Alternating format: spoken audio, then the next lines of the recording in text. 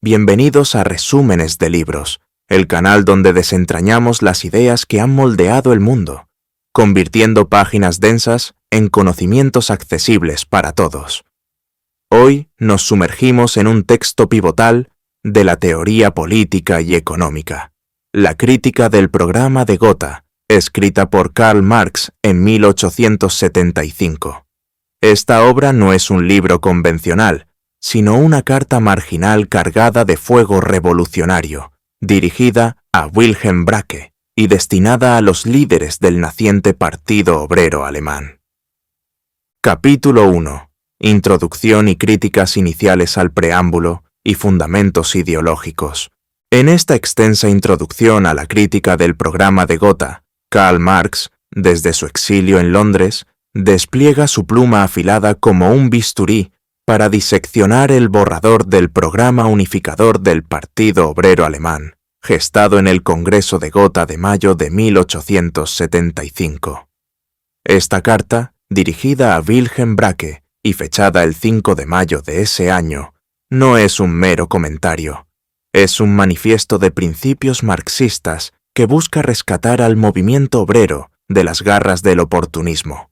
Marx, con esa mezcla de rigor científico y sorna implícita que lo caracteriza, expresa su indignación por el compromiso ideológico que diluye la esencia revolucionaria en favor de una unidad superficial entre los eisenachianos, seguidores de su línea y de August Bebel, y los lasalleanos, herederos de Ferdinand Lassalle, cuyo culto al Estado prusiano y a fórmulas abstractas amenaza con desviar el rumbo proletario. El texto arranca con una breve misiva introductoria donde Marx anuncia que, aunque enfermo, ha revisado el borrador y lo encuentra plagado de concesiones inaceptables. Después de la unificación, escribe, «Nuestros camaradas han sacrificado los principios por la paz», una frase que resuena como un eco de batallas pasadas en la Primera Internacional. Marx no oculta su frustración. Este programa, en lugar de ser un arma afilada contra el capitalismo, parece un tratado de paz con ideas burguesas disfrazadas de socialismo. Aquí ya se vislumbra el toque dialéctico.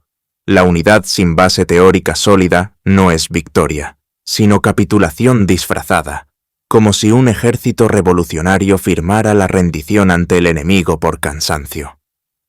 Pasando al núcleo de la crítica, Marx ataca el preámbulo del programa, que proclama con pompa: «El trabajo es la fuente de toda riqueza y de toda cultura». ¡Qué afirmación tan ingenua y peligrosa!, parece exclamar Marx entre líneas. Con precisión materialista, rebate que el trabajo no crea riqueza en el vacío. Necesita la naturaleza como compañera indispensable. La naturaleza es tanto fuente de valores de uso como el trabajo. Argumenta, recordando que sin tierra fértil, minerales o agua, el esfuerzo humano sería estéril. Pero el error no es solo empírico, es ideológico. En la sociedad burguesa, el trabajo asalariado genera riqueza para el capitalista, no para el obrero, gracias a la apropiación de la plusvalía. Marx ironiza implícitamente al imaginar al burgués holgazán recolectando dividendos mientras el proletario suda. ¿Es eso toda riqueza? No, el programa adopta una visión abstracta del trabajo, ignorando su contexto de clase, heredada de economistas vulgares como Adam Smith, pero despojada de crítica. Esta abstracción lassalleana lleva a otra perla, la idea de que el trabajador merece el producto íntegro de su trabajo, eliminando deducciones por capital, renta y otros. Marx desmonta esto con lógica implacable. En el capitalismo, el producto íntegro ya se distribuye, pero de forma desigual. El obrero recibe salario, lo necesario para reproducir su fuerza de trabajo, mientras el capitalista se queda el resto. Pero incluso en una sociedad futura, no todo el producto va al consumo individual. ¿Qué pasa con las deducciones para reemplazar medios de producción gastados, expandir la producción, fondos de reserva contra desastres, costos administrativos, escuelas, hospitales y atención a los incapacitados? Marx enumera estas necesidades con detalle, mostrando que el producto íntegro es una quimera utópica que ignora la realidad social. En la fase inferior del comunismo, surgida del capitalismo, el individuo recibe según su aporte laboral, medido en tiempo, pero siempre tras cubrir lo colectivo. Solo en la fase superior, con abundancia y fin de la enajenación, llega el de cada cual según su capacidad, a cada cual según sus necesidades. El programa salta etapas, prometiendo lo imposible sin revolución. Marx profundiza en la emancipación del trabajo, que el programa ve como obra de todas las clases, en un marco nacional. Error garrafal. La emancipación proletaria es lucha de clases contra la burguesía, no un esfuerzo colectivo burgués proletario. El documento habla de yugo del capital y cadenas salariales, frases lasalleanas vagas que suenan poéticas pero evitan el análisis científico. Marx critica la ley de bronce de los salarios de Lassalle, esa supuesta inevitabilidad de salarios mínimos dictados por el costo de subsistencia que pinta al capitalismo como eterno y promueve soluciones estatales ilusorias. En realidad, los salarios fluctúan con la lucha de clases. No hay ley inmutable, solo relaciones de producción explotadoras que deben ser derrocadas. El internacionalismo es otro flanco atacado. El programa limita la lucha a Alemania mencionando vagamente solidaridad con obreros extranjeros. Marx recuerda la Asociación Internacional de Trabajadores, AIT, fundada en 1864, que coordinó huelgas globales y combatió el capital transnacional. El capital no respeta fronteras, exporta miseria y rompe huelgas. Ignorar esto es nacionalismo estrecho, como pelear una guerra mundial con tácticas locales. Marx cita su inaugural address de la AIT. La cooperación obrera internacional es clave para elevar salarios y acortar jornadas. Además, el programa exige una sociedad libre, basada en la cooperación laboral. Pero Marx ve aquí ecos proudhonianos o burgueses. ¿Libre de qué? En el capitalismo, la libertad es formal. El obrero, libre, vende su fuerza de trabajo por hambre. La verdadera libertad requiere abolir la propiedad privada de los medios de producción. El documento mezcla demandas mínimas, reformas, con máximas, socialismo, confundiendo al proletariado. Marx aboga por un programa transitorio, tomar el poder político, expropiar, centralizar crédito y transportes en manos del Estado proletario. Critica la adoración lasalleana al Estado prusiano como salvador vía cooperativas subsidiadas. ¡Qué ilusión! El Estado es comité ejecutivo de la burguesía. Subsidiar cooperativas las somete al control capitalista, reproduciendo competencia y explotación interna. Marx evoca la Comuna de París, 1871. Allí, obreros tomaron fábricas abandonadas, pero sin Estado proletario duradero. Fracasó. Lecciones ignoradas en Gotha. En esta sección inicial, Marx establece su método: partir de la sociedad real, no ideales abstractos. El programa influido por Lassalle, muerto en 1864, pero su sombra persiste. Adopta frases rimbombantes: justicia, igualdad, fraternidad, robadas a la Revolución Francesa, pero vacías sin base material. Marx urge rechazarlas. El proletariado necesita ciencia, no consignas. Ridiculiza implícitamente a los redactores por ceder ante lasalleanos mayoritarios, sacrificando teoría por números, como un general que entrega el fuerte por una tregua.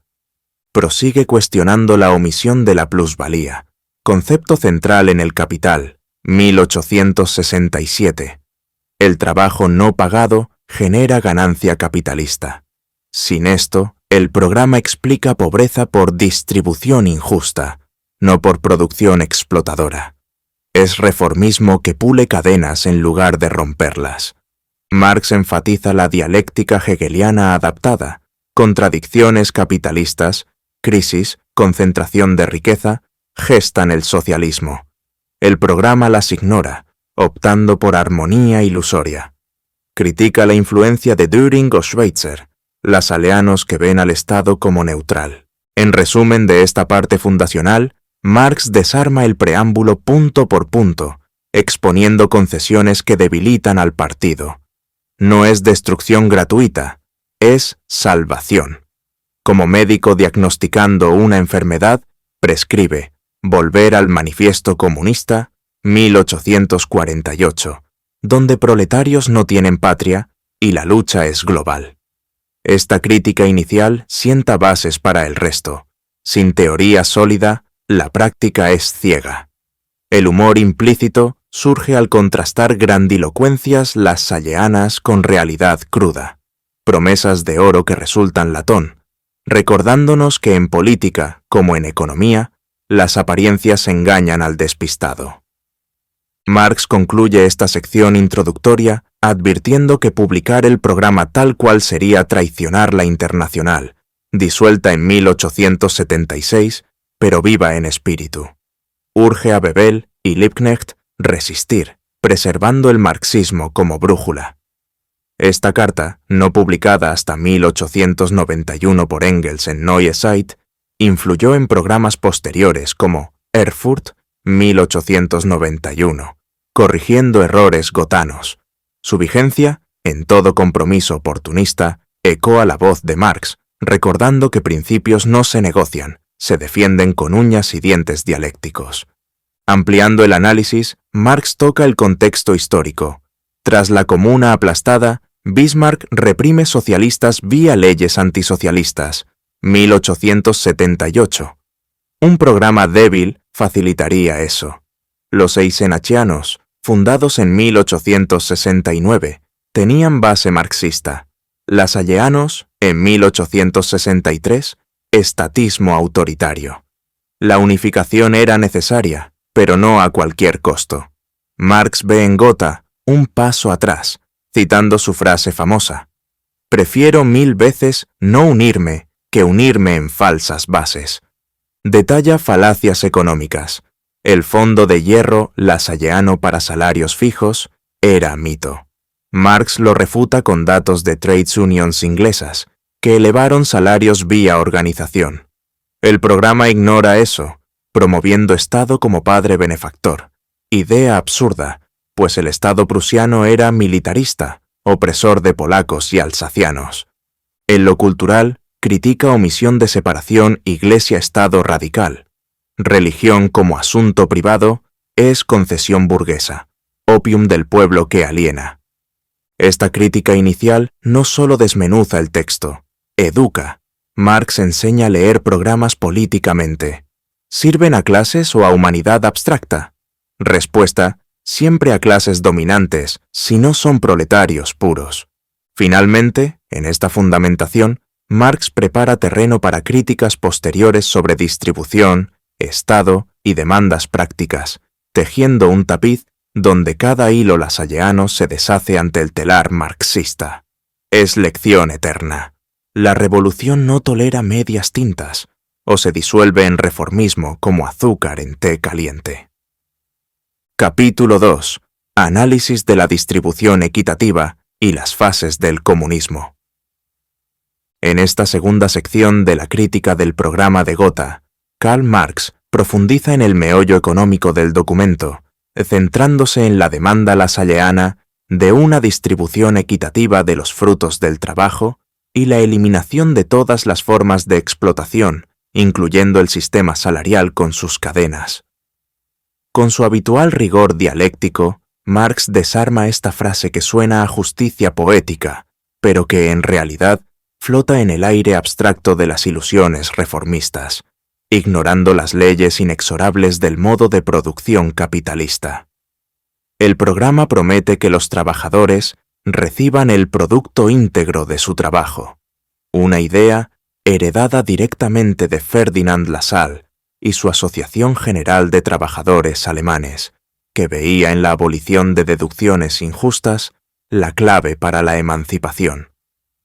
Marx, influido por su análisis en El Capital sobre la plusvalía, ese trabajo no pagado que el capitalista se apropia, rebate que esta noción es una quimera utópica. como pretender cosechar frutos maduros sin plantar el árbol en suelo fértil. En el contexto de 1875, con la industrialización alemana acelerada tras la victoria sobre Francia en 1871 y el auge de fábricas que devoraban vidas obreras en jornadas de 14 horas, esta demanda ignora que la explotación no radica solo en la distribución, sino en las relaciones de producción mismas. El obrero vende su fuerza de trabajo por un salario que cubre apenas su reproducción, mientras el resto genera ganancia, renta e interés para la clase dominante. Marx inicia cuestionando qué significa equitativa en una sociedad dividida en clases. Bajo el capitalismo, la equidad es dictada por el mercado, donde el valor de la fuerza de trabajo se mide por el costo de subsistencia, pan, techo, ropa mínima, no por el valor creado. El programa lasalleano propone eliminar el salario asalariado con todas sus consecuencias sociales, pero sin explicar cómo.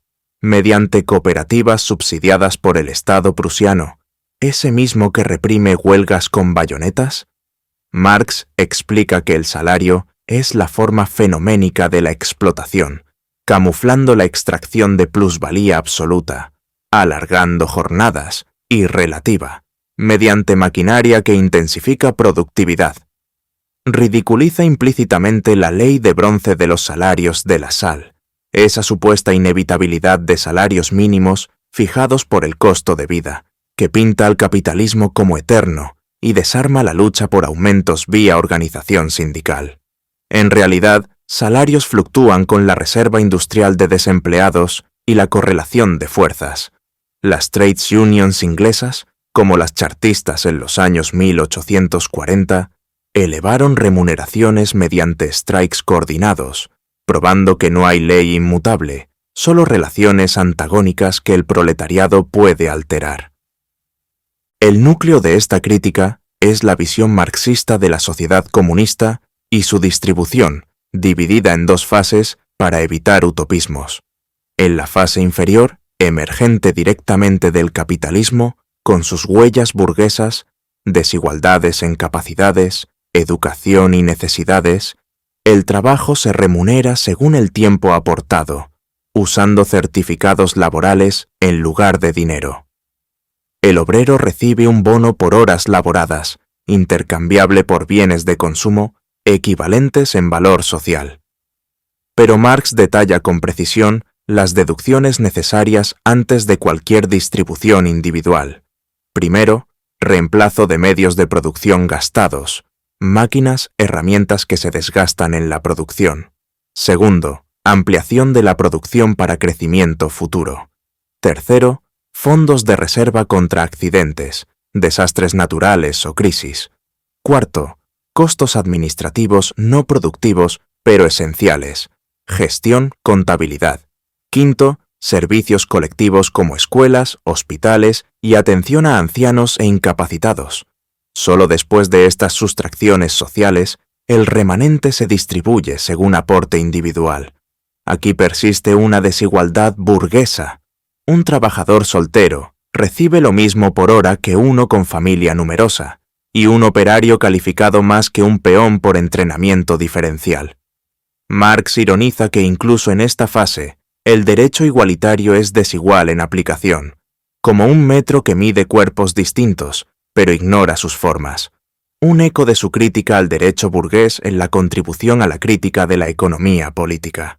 Solo en la fase superior del comunismo, cuando la productividad sea tan abundante, gracias a la técnica avanzada, y la división del trabajo desaparezca, eliminando la separación entre intelectuales y manuales, se aplicará el principio sublime.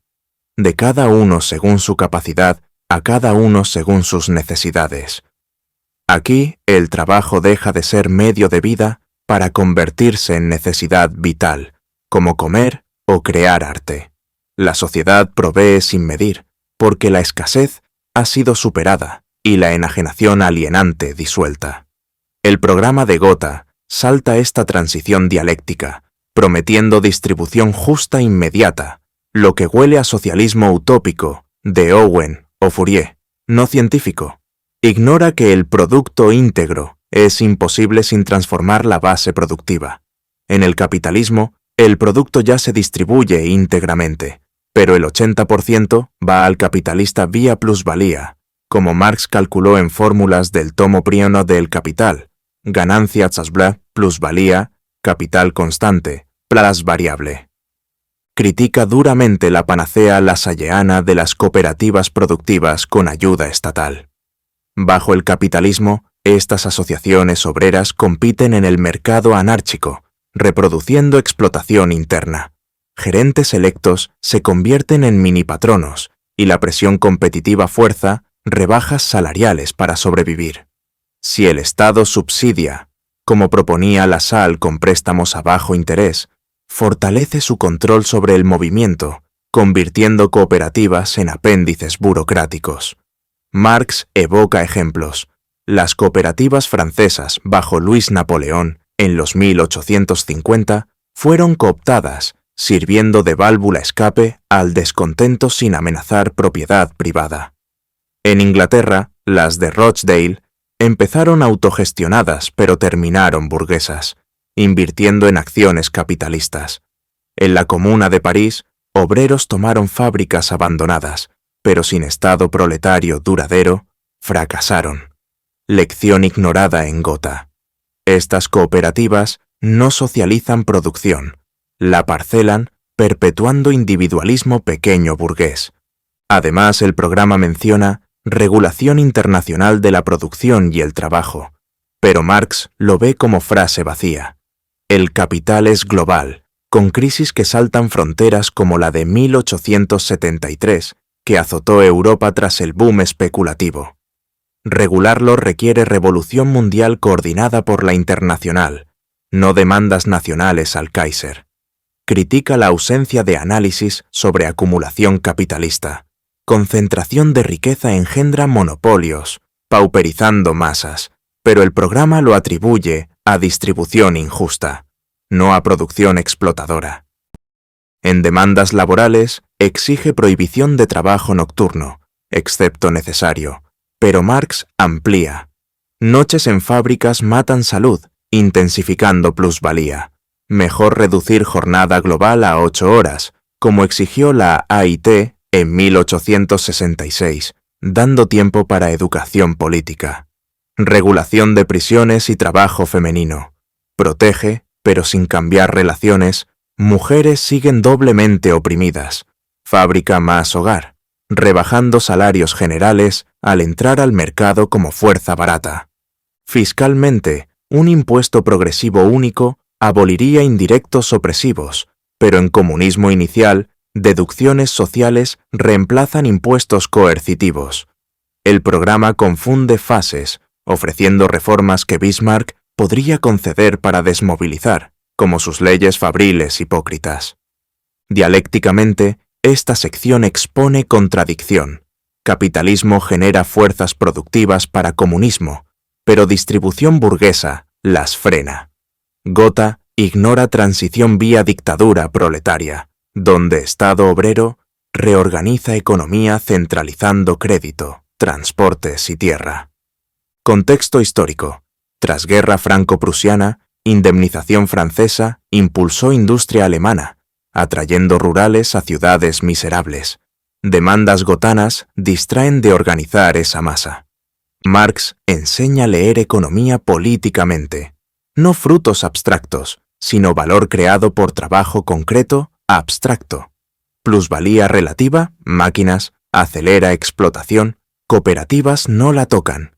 Humor implícito, imaginar producto íntegro en capitalismo es como dividir torta, donde chef capitalista se lleva la mitad cruda, dejando migajas cocidas. Omisiones. No menciona abolición de renta diferencial tierra o interés bancario, fuentes parasitarias. En esencia, Marx desarma ilusiones distributivas, urgiendo foco en producción socializada. Esta crítica salva socialismo de utopismo, basándolo en materialismo. Cambiar distribución requiere revolucionar base. Prepara terreno para Estado y demandas prácticas, recordando que sin teoría, práctica es ciega como minero, sin lámpara en galería capitalista. Su vigencia, debates modernos sobre renta básica ignoran fases, repitiendo errores gotanos en era digital, donde algoritmos extraen plusvalía intangible. Capítulo 3. Crítica al concepto de Estado y demandas políticas. En esta tercera sección de la crítica del programa de Gotha, Karl Marx dirige su mirada escrutadora hacia el corazón político del documento, la concepción del Estado y las demandas democráticas que se presentan como panacea para la emancipación obrera.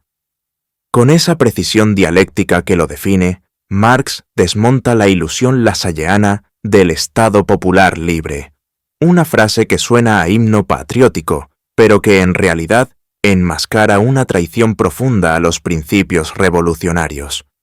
Escrito en el contexto de la unificación alemana bajo Bismarck, donde el Estado prusiano se erigía como un coloso militarista y opresor, el programa de Gotha propone que la base para la emancipación del trabajo sea este Estado reformado, democrático y libre.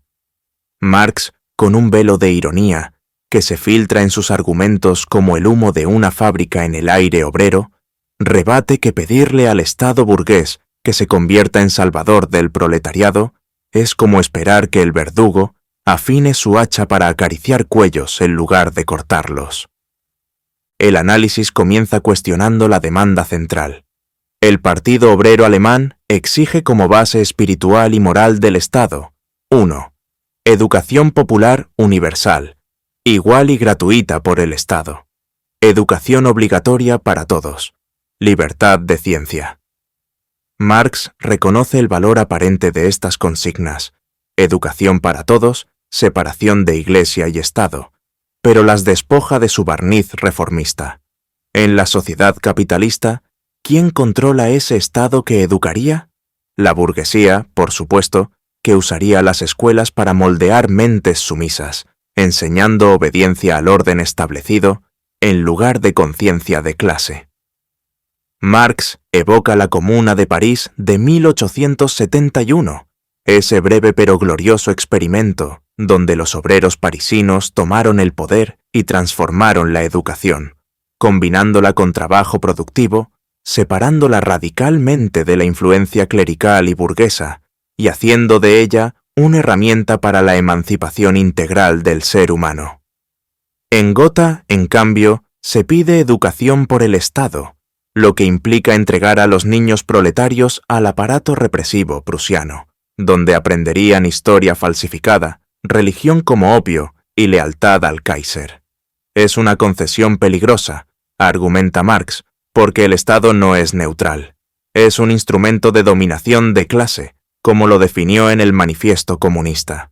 Bajo el capitalismo, la educación estatal perpetúa la división del trabajo, los hijos de obreros para fábricas, los de burgueses para universidades y mandos. Prosigue con la libertad religiosa. El programa la declara asunto privado, exigiendo separación de Iglesia y Estado y libertad de conciencia. Marx aplaude la separación, necesaria para romper el yugo clerical que bendice la explotación, pero va más allá. En su visión materialista, la religión no es solo un asunto privado, es una ideología que aliena al proletariado, prometiendo paraísos celestiales para compensar miserias terrenales. Recordando su tesis sobre Feuerbach, la religión es el opio del pueblo. Critica que el programa no ataque las raíces sociales de la fe, la pobreza, la ignorancia y la enajenación generadas por el modo de producción capitalista. Declararla privada es un paso liberal burgués, inspirado en la Revolución Francesa, pero insuficiente para el socialismo científico. En la sociedad comunista, la religión se extinguirá naturalmente al desaparecer las condiciones que la nutren, sin necesidad de prohibiciones estatales que solo generarían martirio y reacción. Marx ironiza implícitamente al imaginar al Estado prusiano, aliado histórico de la Iglesia luterana, concediendo esta libertad mientras reprime disidentes socialistas con leyes antisocialistas. El grueso de la crítica recae en el concepto mismo de Estado. El programa sueña con un Estado popular libre, donde el sufragio universal directo, la responsabilidad de funcionarios, el armamento popular en lugar de ejército permanente y la justicia gratuita transformen la sociedad. ¡Qué utopía tan ingenua!, parece susurrar Marx entre sus líneas densas. El Estado no es un edificio neutral que se pinta de rojo con reformas, es la dictadura organizada de la clase dominante. En la Alemania de 1875 es la dictadura de la burguesía Junker y capitalista, camuflada tras un parlamento impotente. Exigir sufragio universal bajo este marco solo legitima la opresión. Los obreros votan, pero el capital dicta las leyes. Marx explica la transición revolucionaria. Tras la toma del poder, el proletariado establece su propia dictadura, no para eternizarse, sino como fase temporal para suprimir la resistencia burguesa, expropiar medios de producción y reorganizar la sociedad. Esta dictadura, concepto que horrorizaría a liberales, es democrática para la mayoría obrera, represiva para la minoría explotadora. En la Comuna se vio en acción: funcionarios electos irrevocables, salarios obreros para todos, supresión de burocracia parasitaria. El programa de Gotha ignora esto, optando por demandas mínimas que Bismarck podría conceder para desarmar la revolución, como hizo con sus reformas sociales para contrarrestar el socialismo. Marx detalla las demandas políticas una por una, exponiendo su vacuidad: libertad de prensa, reunión y asociación, esenciales pero ilusorias sin poder económico. En Prusia, la prensa obrera es censurada, las reuniones disueltas por policía. Concederlas formalmente no cambia que el capital controle periódicos y salas. La justicia gratuita suena bien, pero ¿quién juzga? Jueces burgueses que ven al obrero como criminal por pobreza. Abolición de leyes de excepción contra socialistas. Válida pero reactiva. La revolución preventiva las barre todas. Marx critica la omisión de demandas clave, como la abolición del trabajo infantil forzado o la inspección obrera de fábricas, que fortalecerían la lucha inmediata sin ilusiones estatales. En lo militar, el programa pide milicia popular en vez de ejército permanente. Marx lo ve positivo, pero insuficiente. La Comuna armó al pueblo, pero cayó por aislamiento. Necesita coordinación internacional. El ejército prusiano, forjado en guerras de unificación, 1866 contra Austria, 1870 contra Francia, es herramienta de expansión imperialista, no defensora del pueblo. Reemplazarlo requiere derrocar el Estado, no reformarlo. Ampliando el contexto histórico, Marx alude a la disolución de la Primera Internacional en 1872 a 1876, debilitada por bakuninistas y represiones, pero cuyo espíritu internacionalista debe impregnar el partido. Los lasalleanos, con su culto a la sal, quien negoció con Bismarck, ven al Estado como aliado. Marx lo desenmascara como enemigo. Esta adoración estatal es socialismo de cátedra, prusiano, que usa al obrero como peón en juegos nacionales, ignorando que el proletariado no tiene patria. Dialécticamente, Marx explica la extinción del Estado. En el comunismo superior, al desaparecer clases, el Estado se marchita como una herramienta obsoleta. No se reforma, se supera. El programa, al pedir un Estado libre, prolonga su existencia, retrasando la sociedad sin clases. Critica la influencia de Düring, cuya economía política vulgar permea ideas lasalleanas sobre distribución sin tocar producción. Sobre la mujer y la familia, aunque no central, Marx implica que demandas educativas ignoran la opresión de género. En el capitalismo, la mujer obrera sufre doble explotación. Solo la revolución la libera, integrándola al trabajo social y rompiendo el hogar burgués. En lo internacional, estas demandas nacionales contradicen la solidaridad. Mientras Alemania reprime polacos, ¿cómo hablar de libertad? Marx cita el manifiesto: Proletarios de todos los países, uníos, no, ciudadanos de un Estado, reformadlo. Esta sección no solo critica, educa sobre el Estado como superestructura ideológica que refleja la base económica. Cambiarlo requiere cambiar la base, socializar medios de producción. Marx urge rechazar reformas por revolución. La dictadura proletaria es el puente, no el Estado lasaleano. Ignorarla lleva a derrotas como la Comuna, aplastada por Versalles con apoyo prusiano. Ampliando, toca la burocracia. En Gotha, funcionarios serían responsables, pero sin control obrero, corrompen.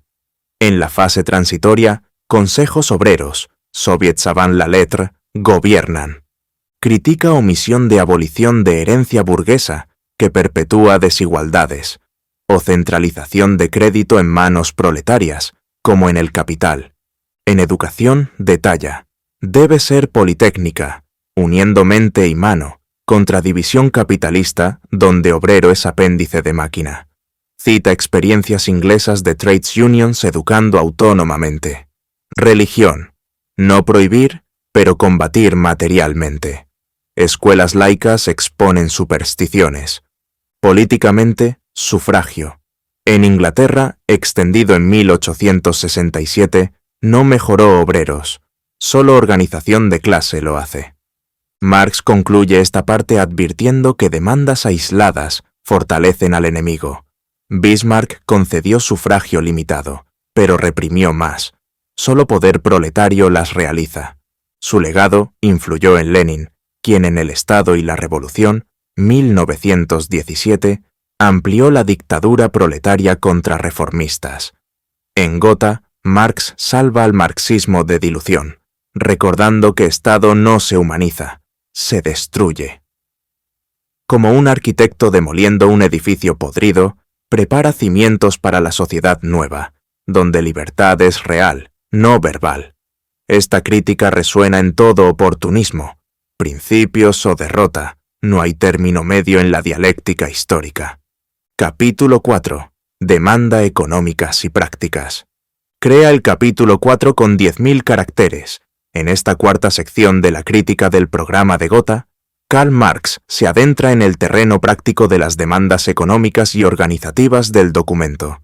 Esas propuestas que, a primera vista, parecen un arsenal de reformas sensatas para aliviar las penurias obreras, pero que, bajo su lente materialista, revelan ser meros parches en un sistema capitalista destinado a perpetuarse.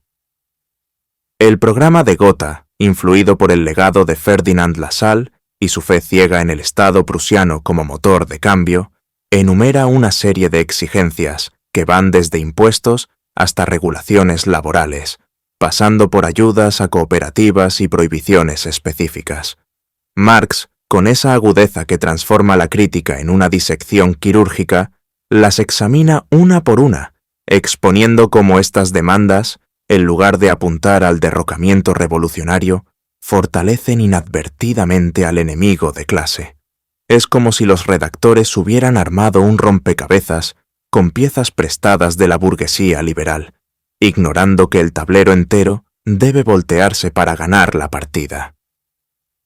En el contexto de la Alemania postunificación de 1871, donde Bismarck manipulaba reformas sociales para desarmar el descontento obrero, como sus leyes de seguro social incipientes, estas propuestas lasalleanas huelen a oportunismo, sacrificando la estrategia proletaria por concesiones ilusorias que el Estado capitalista podría conceder sin tambalearse.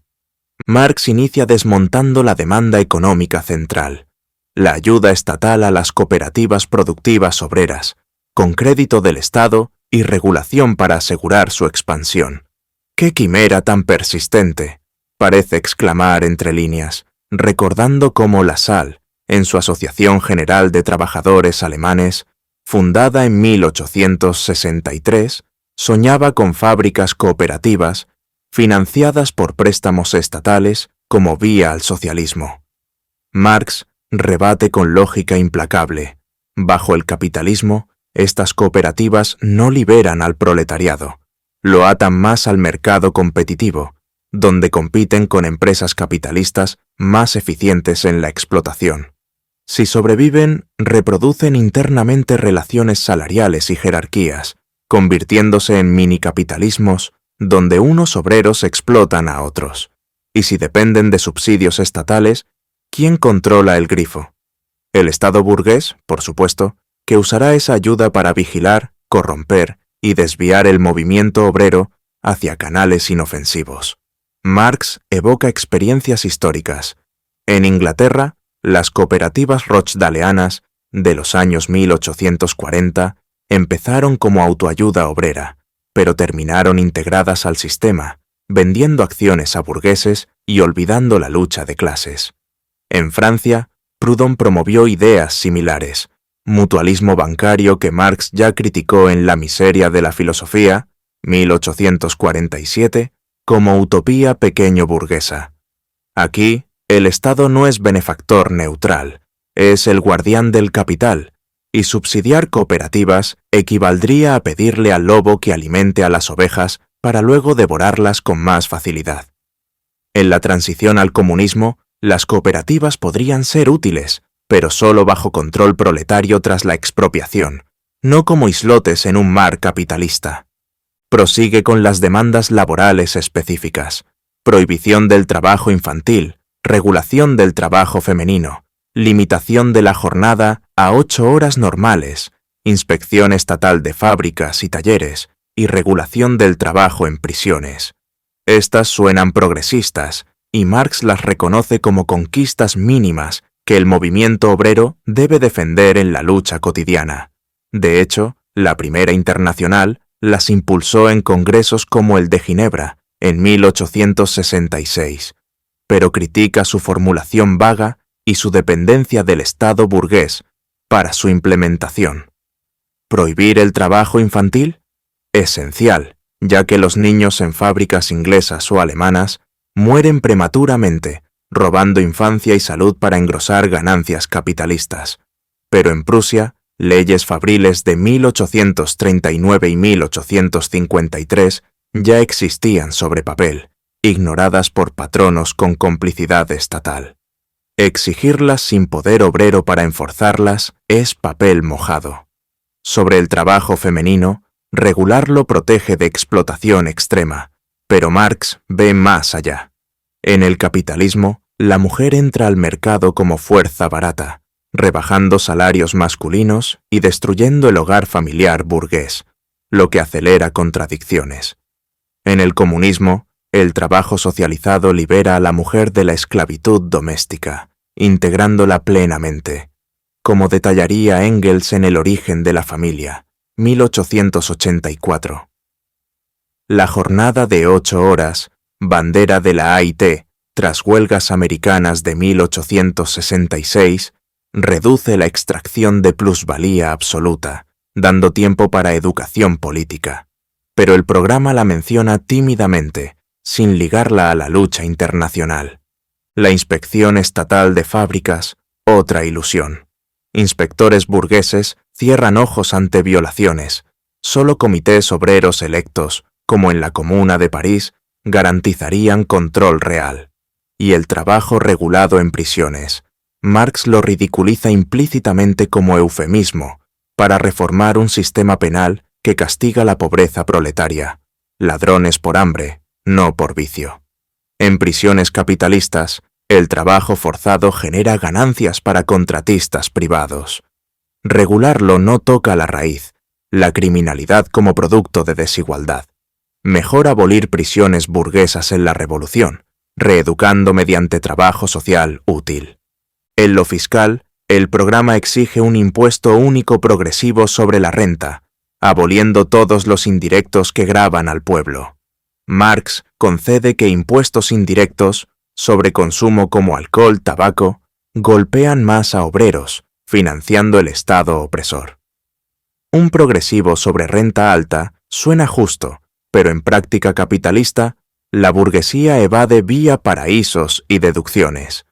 Además, ignora que en la fase inferior del comunismo, deducciones del producto social incluyen fondos para administración y expansión, financiados colectivamente no por impuestos coercitivos. El objetivo final: abolir impuestos al extinguirse el Estado, cuando la producción planificada cubra necesidades sin coacción fiscal. Esta demanda, inspirada en lassalleanos, ve al Estado como redistribuidor neutral. Marx recuerda que finanzas estatales reflejan relaciones de producción. En El Capital, volumen 3, explica cómo impuestos sostienen deuda pública que enriquece rentistas. Sobre organización internacional, el programa menciona vagamente esfuerzos unidos con obreros de otros países para emancipación. Marx critica esta timidez. La Asociación Internacional de Trabajadores, AIT, que él lideró hasta 1872, era el embrión de coordinación global contra el capital transfronterizo. Obreros alemanes deben prevenir importación de rompehuelgas ingleses o belgas durante strikes, como en la huelga de mineros belgas de 1868, apoyada por la AIT.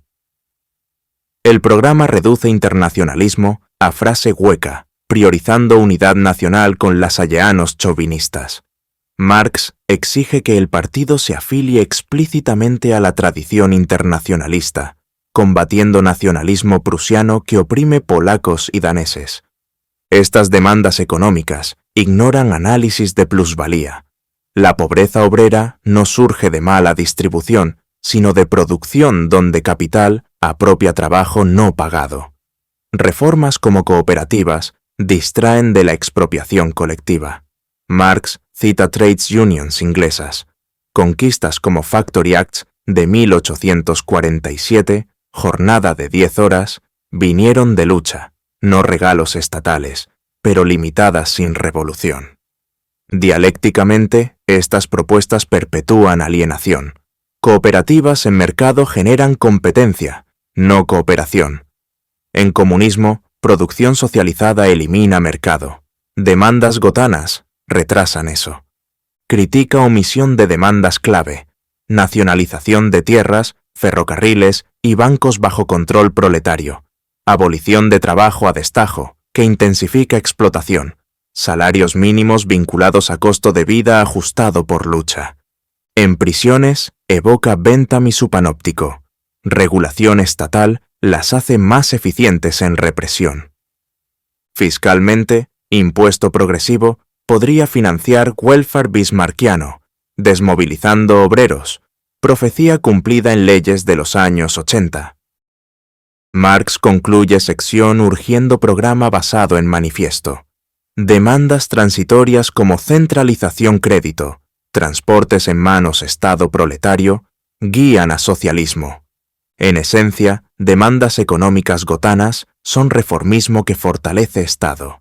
Marx aboga destrucción vía dictadura proletaria, donde economía planificada realiza verdaderas conquistas. Lección eterna: no pedir al amo mejoras en cadenas, sino romperlas colectivamente. Esta sección cierra ciclo práctico, preparando conclusión sobre unidad principista. Capítulo 5. Conclusión y observaciones finales. En esta quinta y concluyente sección de la crítica del programa de Gotha, Karl Marx teje los hilos sueltos de su disección implacable, elevándose por encima de las críticas puntuales para ofrecer una reflexión global sobre el oportunismo que impregna el documento entero, un compromiso que sacrifica la esencia revolucionaria del proletariado por una unidad efímera y engañosa. Escrita como remate de su carta a Wilhelm Bracke, esta parte no es un mero epílogo, es un llamado vibrante a la pureza teórica, recordando que en la lucha de clases, los principios no son mercancía negociable en un bazar político. Marx, con esa visión panorámica forjada en décadas de análisis materialista, desde el Manifiesto Comunista de 1848 hasta el Capital de 1867, diagnostica el programa como un paso atrás histórico, un híbrido ecléctico, donde ideas marxistas se diluyen en el caldo lassalleano, resultando en un brebaje que sabe a reformismo burgués más que a socialismo científico. En el contexto de 1875, con la unificación alemana consolidada bajo el puño de Bismarck y el movimiento obrero, dividido entre eisenachianos leales a la Internacional y lasalleanos estatistas, esta conclusión resuena como un trueno. La unidad sin base dialéctica es una alianza con el diablo capitalista, disfrazada de fraternidad obrera. Marx inicia reiterando su indignación por el proceso de redacción. Los líderes eisenachianos, como Wilhelm Liebknecht y August Bebel, cedieron ante la mayoría lassalleana en el Congreso de Gotha, aceptando un borrador plagado de concesiones para evitar escisión. ¡Qué descuido criminal!, parece lamentar al ver cómo frases vagas como bases socialistas del Estado o distribución equitativa reemplazan el análisis riguroso de la lucha de clases. Este compromiso no une, debilita, porque incorpora errores teóricos que confunden a los obreros, presentando el Estado prusiano, ese monstruo militarista que aplastó la Comuna de París con versallescos en 1871, como posible aliado. Marx cita textualmente el manifiesto. Los comunistas no forman un partido separado del conjunto del proletariado, pero en Gotha se apartan de su propia doctrina al mezclar con lasalleanismo, esa ideología que ve en Lassalle un Mesías y en el Estado un padre providencial. El resultado, un programa que promete emancipación pero entrega cadenas doradas, ignorando que la revolución no surge de congresos conciliadores, sino de la maduración de contradicciones capitalistas, crisis cíclicas, concentración de capital, pauperización relativa del proletariado. Profundiza en los peligros prácticos. Adoptar este programa equivaldría a traicionar la Asociación Internacional de Trabajadores, AIT, disuelta formalmente en 1876, pero viva en espíritu, cuya meta era coordinar la lucha global contra el capital nómada. Los lasalleanos, con su nacionalismo estrecho, limitan todo a Alemania, olvidando que el capital exporta miseria allende fronteras, rompe huelgas belgas en huelgas alemanas o explotación colonial que enriquece metrópolis. Marx urge a los camaradas, rechacen este documento o corríjanlo radicalmente, volviendo a principios como la dictadura del proletariado, la expropiación colectiva y el internacionalismo proletario.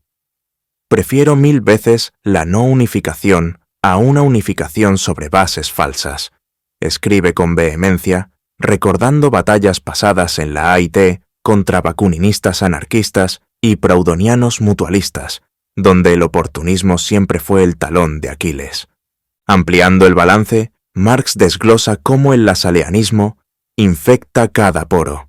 Su ley de bronce de los salarios pinta la pobreza como inevitable, promoviendo cooperativas estatales como salvación, en lugar de organización de clase para elevar salarios vía strikes y unions.